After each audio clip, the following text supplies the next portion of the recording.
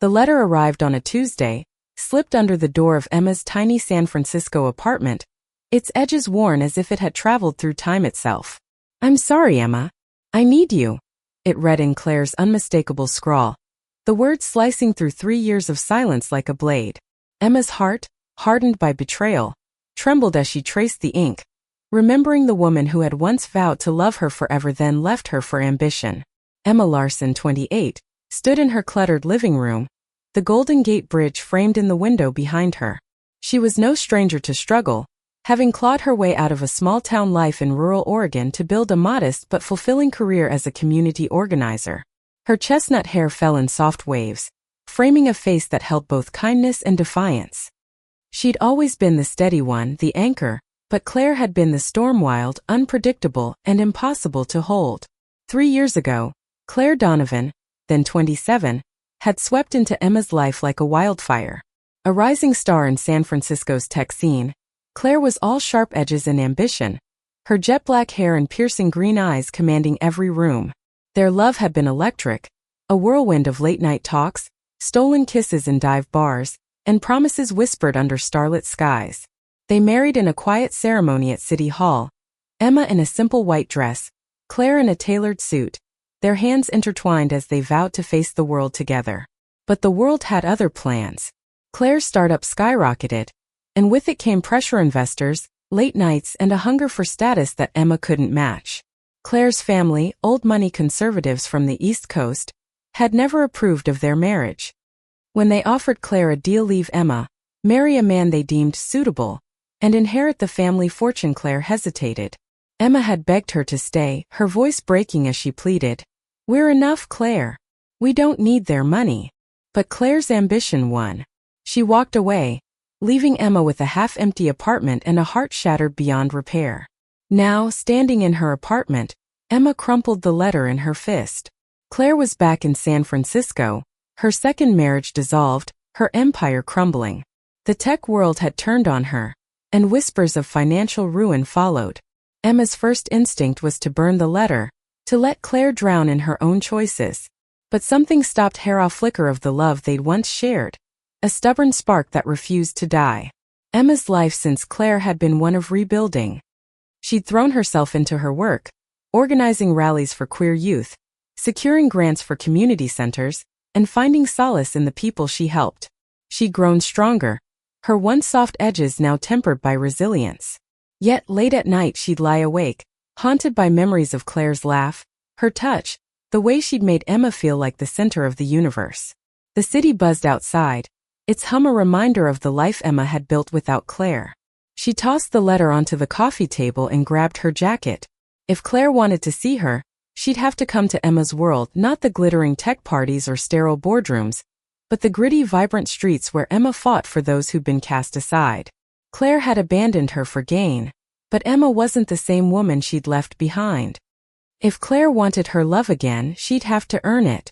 Emma stepped into the foggy evening, her boots clicking against the pavement as she headed to the community center. Tonight was the annual fundraiser, a chaotic mix of drag performances, speeches, and local artists selling their work. Emma had spent months planning it, pouring her heart into every detail. As she arrived, the center was alive with color rainbow banners, laughter, and the thrum of music. She greeted volunteers, adjusted microphones, and checked the donation table, her mind only half present. Claire's letter burned in her thoughts. Halfway through the evening, as a drag queen belted out a cover of Whitney Houston, Emma felt a prickle on the back of her neck. She turned, and there she was, Claire, standing in the doorway, her leather jacket slung over one shoulder, her eyes scanning the room. Their gazes locked and the world seemed to pause. Claire looked different, older, wearier. The sharp edges softened by something Emma couldn't name. Regret, maybe. Or desperation. Emma's heart pounded, but she forced herself to stay composed. She crossed the room, her steps deliberate, until she stood inches from Claire. "What are you doing here?" she asked, her voice low but steady. Claire's lips parted, but no words came at first. "I had to see you," she finally said, her voice cracking. "I messed up, Emma. I messed up everything." The crowd roared as the drag queen hit a high note, but Emma barely heard it. She studied Claire's face, searching for the woman she'd loved, the one who'd promise forever before trading it for power. You don't get to just show up and say that, Emma said, her voice trembling with a mix of anger and longing. You left me, Claire.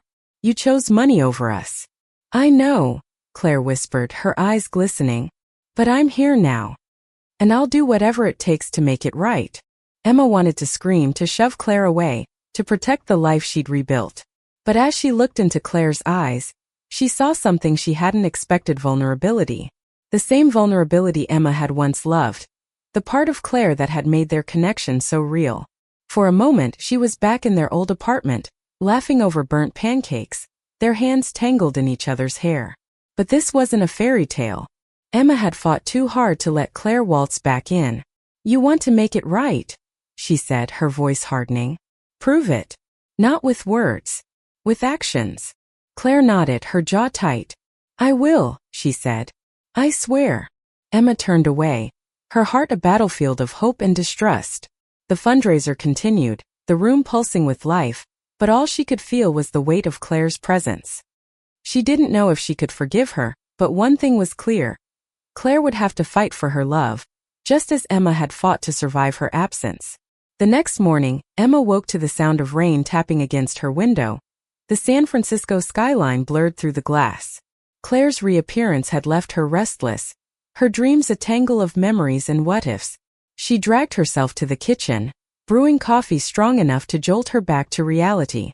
The fundraiser had been a success, raising enough to keep the community center's youth programs running for another year. But Claire's presence had cast a shadow over it all. Emma's phone buzzed with a text from an unknown number. Meet me at the pier. 10 a.m. Please, Emma. She didn't need to guess who it was. Her thumb hovered over the delete button. But curiosity or maybe something deeper stopped her. She pulled on a raincoat and headed out, the city's damp chill seeping into her bones. Fisherman's Wharf was quieter than usual, the tourists deterred by the drizzle. Claire stood at the end of the pier, her dark hair slick with rain, her leather jacket replaced by a simple hoodie. She looked smaller, less like the untouchable tech mogul, and more like the woman Emma had fallen for years ago. You came, Claire said, her voice barely audible over the waves. Don't make me regret it, Emma replied, crossing her arms. What do you want, Claire? Claire took a step closer, her eyes searching Emma's face. I want to explain. Not to excuse what I did, but to make you understand why. She paused, her breath visible in the cold air. My family, they made it feel like I had no choice. The money, the connections, it was everything I'd worked for. I thought I could have it all and still keep you. I was wrong. Emma's chest tightened. She remembered the nights Claire had come home late, her phone buzzing with calls from investors, her family's expectations a constant shadow. You could have fought for us, Emma said, her voice raw. You didn't just leave me, Claire. You married someone else. You erased me. Claire flinched, her hands clenching at her sides. I know, and I hate myself for it. That marriageite was a sham. A contract. He was a friend of the family, and we both knew it wasn't real. But it still hurt you, and I'll carry that guilt forever. Emma wanted to believe her, but the pain of abandonment still burned. Why now? She asked. Your company's failing, your marriage is over, and suddenly you need me? Am I just your backup plan? No, Claire said fiercely, stepping closer. I came back because losing everything made me see what mattered. You were my home, Emma. I was too blind to see it then, but I see it now. The sincerity in Claire's voice cracked something in Emma's resolve, but she wasn't ready to let her in. Not yet. Words aren't enough, she said, turning to walk away. You want me to trust you? Show me you've changed. Over the next few weeks, Claire did just that. She showed up at the community center, not as a savior throwing money at problems, but as a volunteer. She helped set up chairs for support groups, served meals at the weekly queer youth dinner, and listened quietly as Emma spoke passionately about the center's mission. Claire didn't push, didn't demand forgiveness. She was there, steady and present, her actions speaking louder than any apology. Emma watched her closely, torn between skepticism and hope. Claire's hands, once manicured and soft, were now callous from carrying boxes and scrubbing tables. Her eyes, once sharp with ambition, now softened when they met Emma's. One evening as they cleaned up after a poetry slam, Claire handed Emma a mop and said, "You're incredible, you know that? The way you fight for these kids. I never appreciated it enough." Emma paused, the mop handle warm in her hands. "I had to keep going," she said quietly. "After you left, this place became my lifeline." Claire's face fell, but she nodded. "I want to be part of this, Emma. Not just to win you back, but because it matters. You matter." Emma didn't respond, but her heart ached with the weight of Claire's words. She was starting to see glimpses of the woman she'd loved, not the polished CEO, but the Claire who'd once danced with her in the rain, who'd whispered dreams of a future they'd build together. Still, trust was a fragile thing, and Emma wasn't ready to hand it over. As the weeks passed, Claire's presence became a constant. She attended every event, learned the names of every volunteer, and even started mentoring a shy teenager named Mia who wanted to code but lacked the resources. Emma couldn't help but notice the change. Claire was no longer chasing glory. She was chasing redemption. One night, after a long day at the center, Emma found Claire waiting outside, her breath visible in the cold. "Can we talk?" Claire asked, her voice tentative. "Not about us. Just talk." Emma hesitated, then nodded. They walked to a nearby diner, the kind with sticky tables and flickering neon signs. Over coffee and greasy fries, Claire opened up about her fall, how her startup had overexpanded, how her investors had pulled out, how her family had turned their backs when she refused to play their game anymore. "I thought success would fill the hole inside me," Claire said, staring into her cup. "But it didn't. Losing you did." Emma's throat tightened. She wanted to reach across the table to touch Claire's hand, but she held back. "I survived without you," she said. "I built something real. If you want to be part of my life again, you have to respect that." "I do," Claire said, her eyes meeting Emma's. "And I'll keep proving it." As they left the diner, the rain had stopped, and the city sparkled under the streetlights. Emma felt a shift, a crack in the wall she built around her heart. Claire wasn't the same woman who'd left her, but Emma wasn't the same either. They were two strangers with a shared past, standing on the edge of something new and terrifying. Winter settled over San Francisco, blanketing the city in a chill that mirrored the uncertainty in Emma's heart. Claire's persistence was wearing her down, not through pressure, but through quiet, steady effort. Every day, Claire showed up at the community center, her presence a reminder of what they'd lost and what they might still find. But Emma's trust, once shattered, was slow to mend. One afternoon, as they sorted donations in the center's basement, Emma caught Claire staring at an old photo on the wall, a snapshot from their wedding day. Emma's white dress glowed in the sunlight, Claire's suit sharp and confident, their smiles wide and unguarded.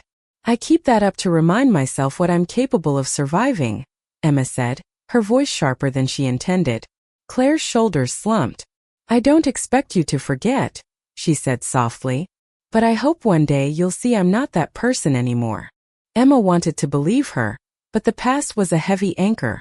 She threw herself into her work, organizing a winter camp for queer teens, a project that demanded every ounce of her energy. Claire volunteered to help, driving kids to the campgrounds in Marin County, setting up tents, and even teaching a coding workshop. The kids adored her, especially Mia, who followed Claire like a shadow, soaking up every word. Watching Claire with the teens stirred something in Emma. Claire wasn't just performing. She was connecting, listening, giving without expecting anything in return. One night, as they sat by a campfire, the kids roasting marshmallows and laughing, Claire leaned toward Emma. "This is what I missed," she said, her voice low. "Not the money, not the power. This being part of something bigger." Emma's heart twisted. She remembered the Claire who'd once dreamed of changing the world, not through tech but through love and community. That Claire was still there, buried under layers of mistakes. "You're good with them," Emma admitted, her voice soft. "But it doesn't erase what happened." "I know," Claire said, her eyes reflecting the firelight. "I'm not asking for a clean slate, just a chance to build something new." The camp ended and life returned to its chaotic rhythm. But Claire's words lingered, and Emma found herself softening. They started spending more time together outside the center, small moments, like grabbing coffee or walking along the Embarcadero. Claire didn't push, but her presence was a steady hum, a reminder of what could be. Then came the gala, the community center's biggest event of the year. It was a glittering affair held at a downtown hotel, a chance to court wealthy donors and secure funding. Emma wore a sleek navy dress, her hair swept up, her nerves frayed from the pressure. Claire arrived in a tailored blazer, her confidence tempered by a quiet humility. She worked the room like a pro, charming donors without overshadowing Emma's leadership. As the night wound down, a Donora tech mogul who'd once backed Claire's startup approached them. His smile was sharp, his words laced with condescension. "Claire Donovan, slumming it with the nonprofits now?" he said, ignoring Emma. "What happened to your empire?" Claire's jaw tightened, but she kept her composure. "I found something worth more," she said, glancing at Emma. "This work, these people theory the future." The donor smirked, but Emma felt a surge of pride. Claire wasn't here for glory. She was here for her. Later, as they stood on the hotel balcony, the city lights sprawling below, Emma turned to Claire. "You didn't have to do that," she said. "Stand up to him like that." "Yes, I did," Claire replied, her voice steady. "I'm done chasing their approval. I want yours." Emma's breath caught. For the first time in years, she saw Claire clearly not the woman who'd left her, but the one who was fighting to stay. She reached out, her fingers brushing Claire's. It wasn't forgiveness, not yet, but it was a start. The weeks that followed were a delicate dance. Emma let Claire in, bit by bit sharing meals, trading stories, laughing over old memories. But the past wasn't gone.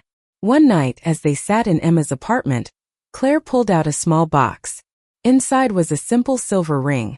Not the flashy diamond of their wedding, but something real, unpretentious.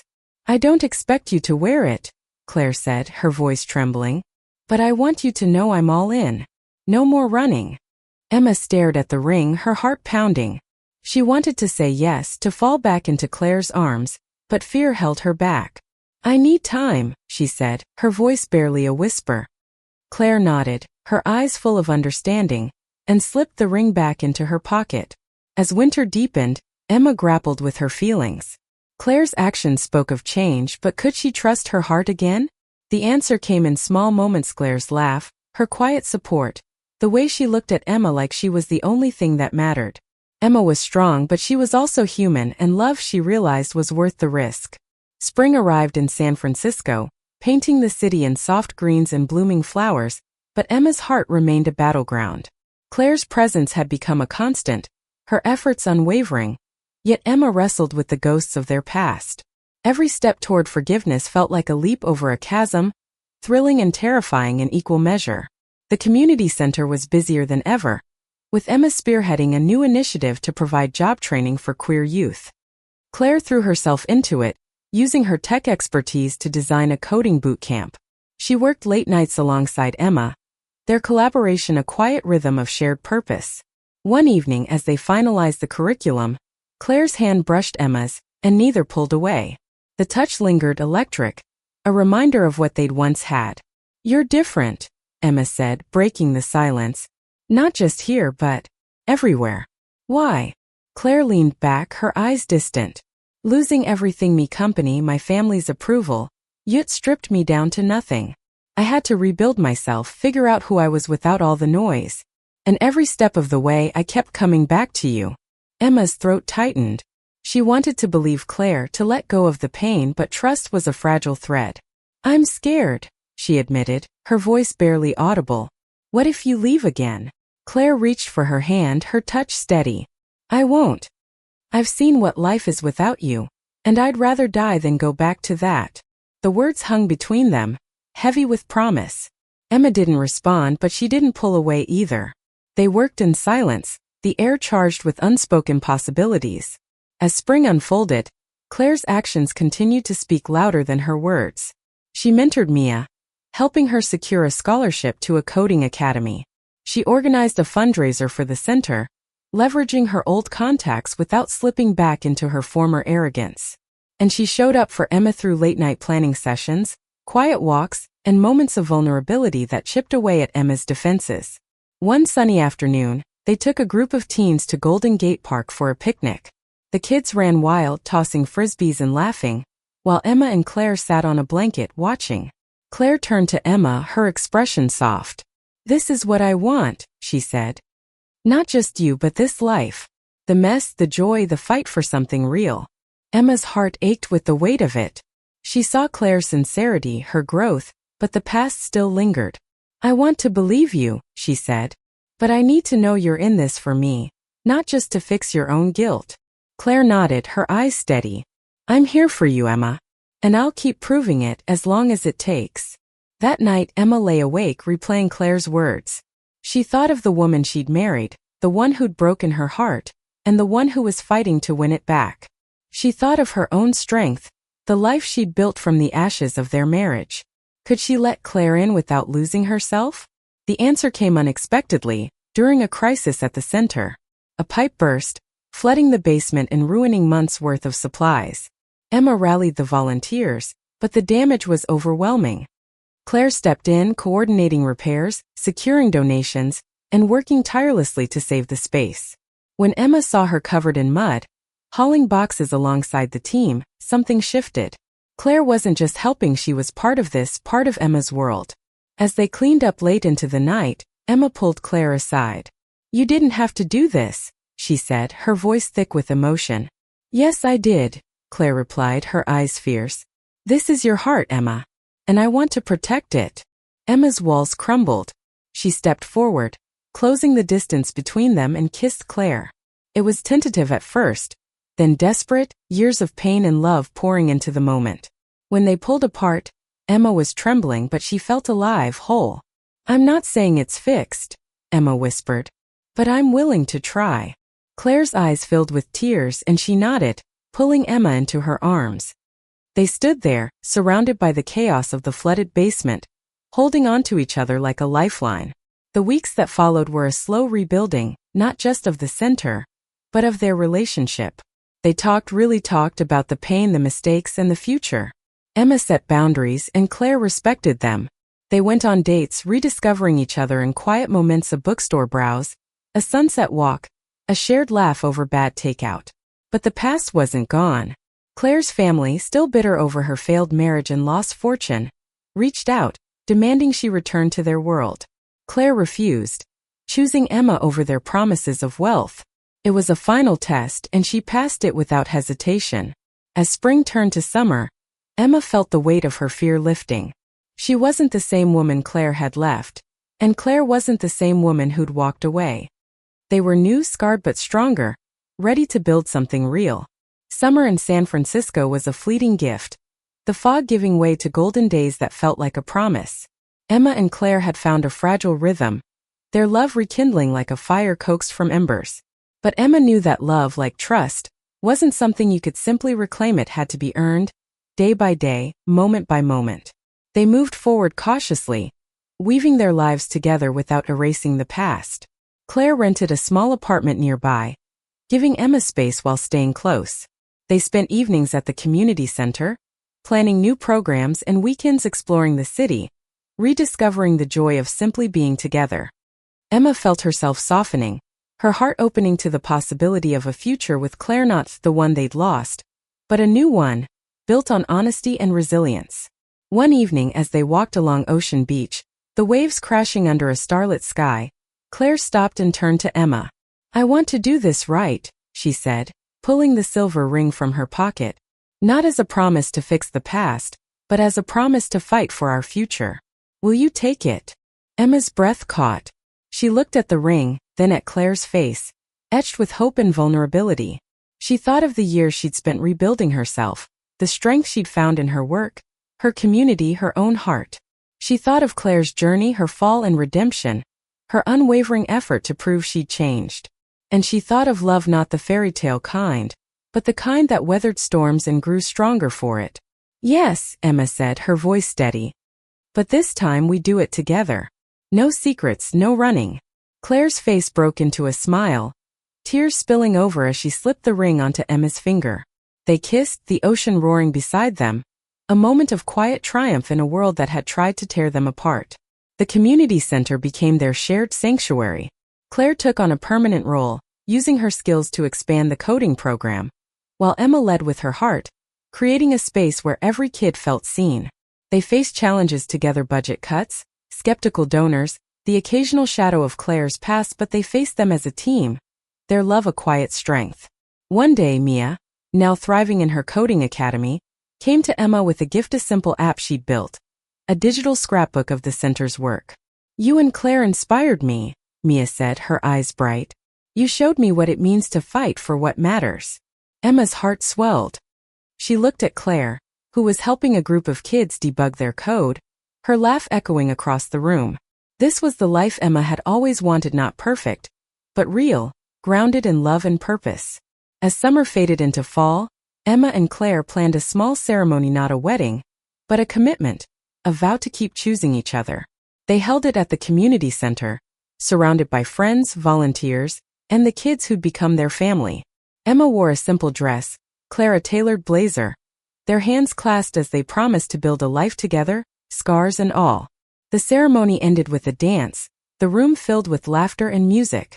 Emma rested her head on Claire's shoulder, feeling the weight of their journey settle into something beautiful.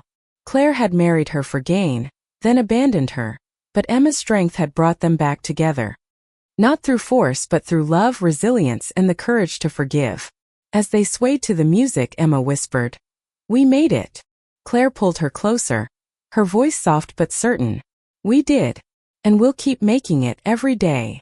Their story wasn't a fairy tale, but it was theirs, messy, hard won, and deeply human.